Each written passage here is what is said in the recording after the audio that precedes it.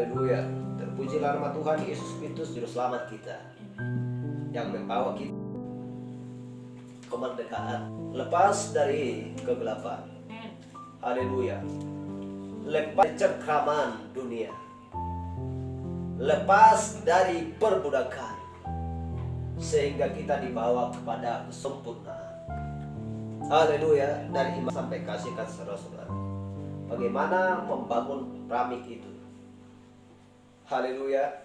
Sampai kita beranjak dari sejak kecil sampai dewasa, dari bayi sampai dewasa, sehingga kita mengetahui semuanya apa yang diberikan Tuhan kepada kita sebagai makanan kita, makanan rohani kita. Haleluya. Cara Yesus Kristus mengasuh kita dan mendidik kita. Dia mengirimkan Roh Kudus untuk mengajar kita di akhir zaman. Haleluya. Itulah sebabnya kita sangat gembira, oleh karena firman ada di dalam palungan kita. Haleluya. Kita tahu bahwa kita adalah sebuah lampu yang berisi minyak, karena kita tahu bahwa minyak adalah Roh Kudus. Ini adalah tempatnya minyak, Roh Kudus, untuk bekerja, membawa kita kepada seluruh jalan kebenaran. Haleluya. Glory.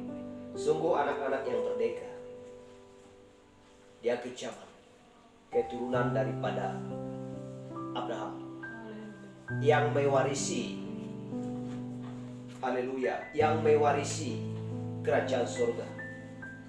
Sebagaimana perjalanan orang-orang percaya di zaman dulu, hal yang sama perjalanan kita di akhir zaman ini.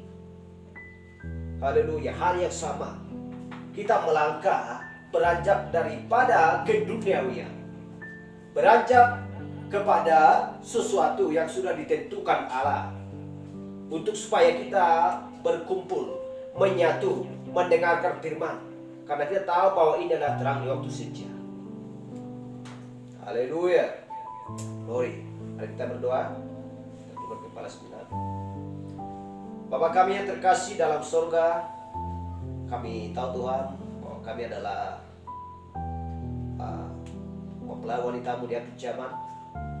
Sebagaimana perjalanan Ruth Tuhan untuk bertemu dengan Boas, yang adalah penebus kaum kerabat yang paling terdekat kepadanya. Demikian kami Tuhan di akhir zaman ini. Kami berjalan Tuhan untuk mengambil keputusan yang dia, untuk supaya kami bertemu dengan Tuhan Yesus Kristus Juru Selamat kami. Dan Dia akan memberikan kepada kami apa yang ada padanya Tuhan. Haleluya. Engkau memberikan kepada kami apa yang ada padamu, dan kami akan berduduk bersama-sama dengan Engkau Tuhan, untuk menghakimi dunia. Terima kasih Tuhan, betapa Engkau mengasihi kami, memberikan kepada kami kesehatan jasmani, tetapi secara rohani Tuhan di akhir zaman. Terima kasih Bapa, kami kini percaya bahwa Roh Kudus akan mengajar kami pada waktu yang indah ini, dan mengurapi setiap kepala, mengurapi setiap telinga Tuhan, menjadi telinga seorang murid yang baik di hadapan. Terima kasih Bapa, terima kasih Tuhan. Sebentar lagi kami akan membacakan sebagian dari firman. Biarlah Engkau Tuhan memberikan pewahyuan Tuhan lebih lagi kepada kami, memberikan Tuhan hikmah dari surga kami. Haleluya. Kami berdoa dalam nama Yesus Kristus. Amin. Silakan dulu. Haleluya. Kita dengan senang hati untuk merendahkan diri di hadapan Tuhan. Kita tahu bahwa semuanya adalah rencana Tuhan yang sangat indah bagi kita. Semua firman akan digenapkan oleh Tuhan di akhir zaman. Dari kitab perjanjian, ya, dari kitab Kejadian sampai kitab Wahyu, semuanya komplit, sempurna adanya. Dan di akhir zaman ini, apa yang sedang berlangsung di perjanjian lama akan disingkapkan di perjanjian baru di akhir zaman. Haleluya. Siapa yang menyingkapkan?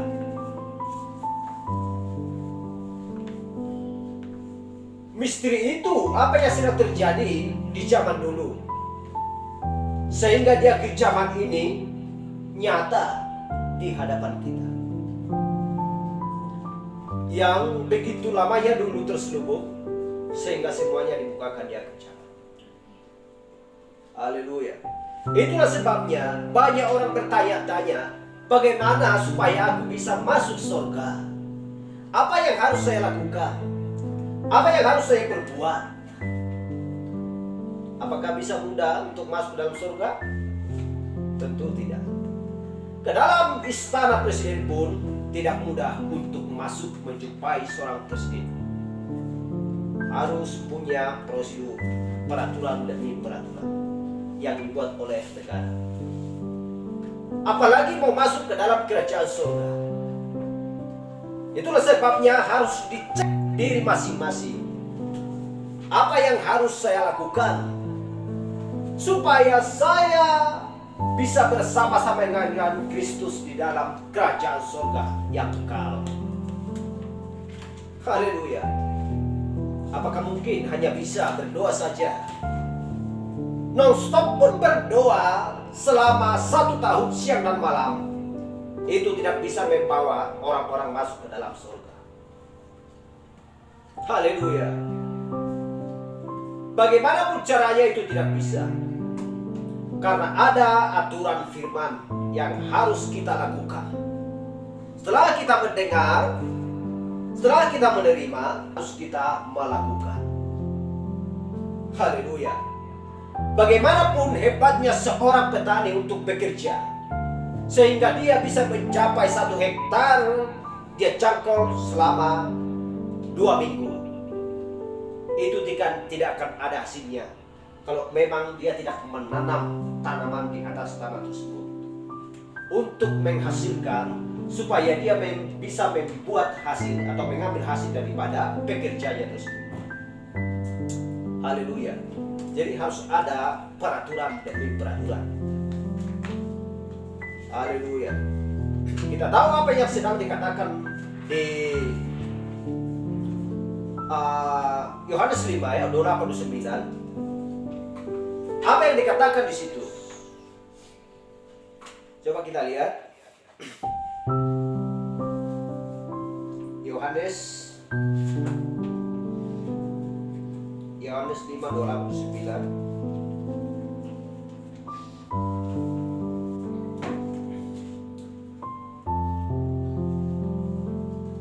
Dikatakan di sana, janganlah kamu heran akan hal itu, sebab waktunya akan tiba bahwa semua orang yang di dalam kuburan akan keluar dan bangkit untuk hidup yang kekal. Orang yang baik akan keluar dan bangkit untuk hidup yang kekal. Tetapi mereka yang telah berbuat jahat akan bangkit untuk dihukum. Kita lihat. Haleluya. Ada 2 tempat, yang satu memiliki hidup yang kekal, yang satu dihukum. Untuk apa? Mendapatkan kebinasaan. Haleluya. Jadi itulah sebabnya Ayub berkata, ya, aku tahu bahwa penebusku hidup.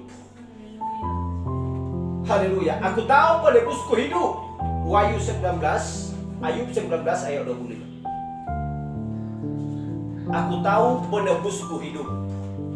Sekalipun tubuh itu membusuk, tanpa dagingku pun aku akan melihat Allah. Dia berkata demikian. Haleluya. Kita tahu bahwa tubuh kita ini tidak berdampak dan tidak berlaku dan tidak bisa kita bawa ke dalam kerajaan surga. Karena tubuh teofani kita sedang menanti sebagaimana tubuh Yesus Kristus ketika dia bangkit dari antara orang mati. Haleluya. Sehingga murid-muridnya pun melihat dia naik ke surga, memakai jubah yang putih, bersinar adanya. Haleluya. Jadi tubuh kita ini harus diubahkan dengan sekejap mata, sesuai dengan 1 Tesalonika 4. Haleluya.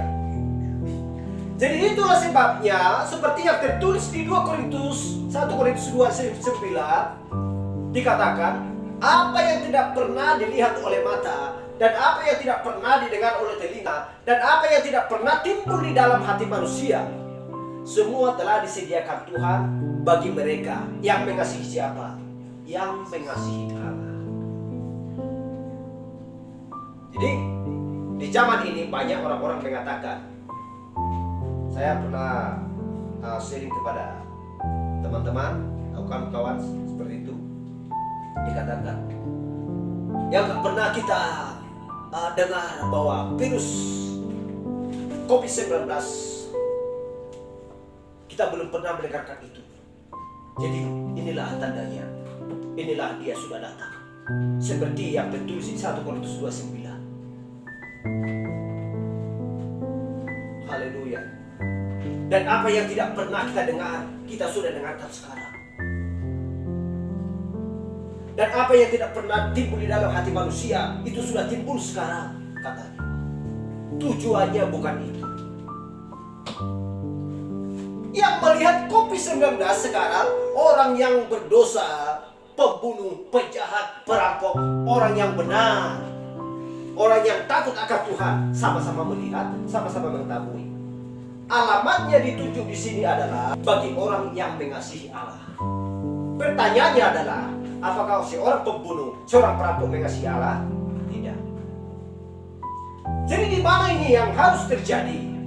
Setelah kita naik ke surga, kita melihat apa yang tidak pernah kita lihat. Haleluya. Kita dengar apa yang tidak pernah kita dengar. Apa yang tidak pernah timbul di dalam hati manusia, nanti di sana akan timbul surga bagi orang yang mengasihi Allah. Dan itu tidak bisa kita bandingkan dengan dunia ini. Kita tahu, kita bila pergi ke negara-negara yang lain, kita melihat betapa indahnya negara tersebut.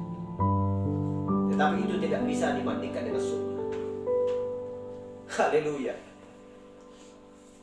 Ke negara manapun kita pergi, itu tidak bisa kita bandingkan dengan surga.